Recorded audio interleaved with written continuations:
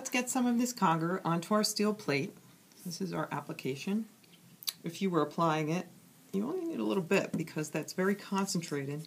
It's also fiercely surface active. It is seeking to bond with that metal and offer the protection. If we left this for a while, you would see it seeping up. But for now, we want that delineation so that you can see clearly when we paint that what was coated and removed and what was left pristine show no difference whatsoever in terms of how the paint adheres. Now your application may take place through spraying on a high pressure sprayer, in an assembly line in a factory, or with a brush, or simply by pouring, depending if you have a container of fastener or what have you. So that's our coated piece, both sides. And now it's time for removal. Simple process. What we're going to do here is actually wipe first. Now, in the assembly process in the factory, you may or may not have the ability, but generally you will. And we're going to simulate what a lot of you have, which is a bath. These are mineral spirits, an easy and safe way for removal of this non-solvent corrosion protection. And we'll wipe again.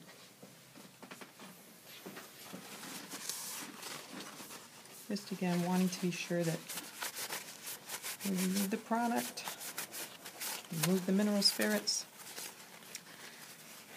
It's very hard to get all of it off, and that's a good thing because it just gives you just a hair more corrosion protection. However, we can get enough off so that it doesn't interfere in any way with the adherence of that final corrosion protection, that permanent protection. And the way we're going to simulate that is just with some Conger blue paint. Put some paint right over and onto this metal.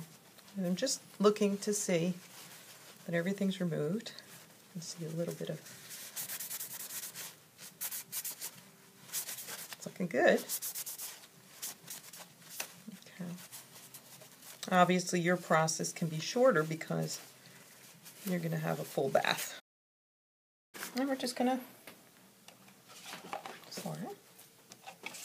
get some of that Conger blue paint on there.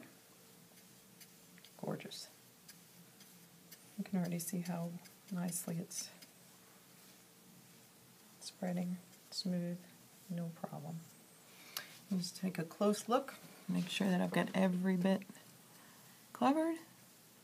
So now we just have to give it time. It needs time to cure and dry, as you well know, and we'll come back and take a look at it, and we'll even see if we can do a little scratch test both above and below, treated and untreated, and see that the adherence is the same either way.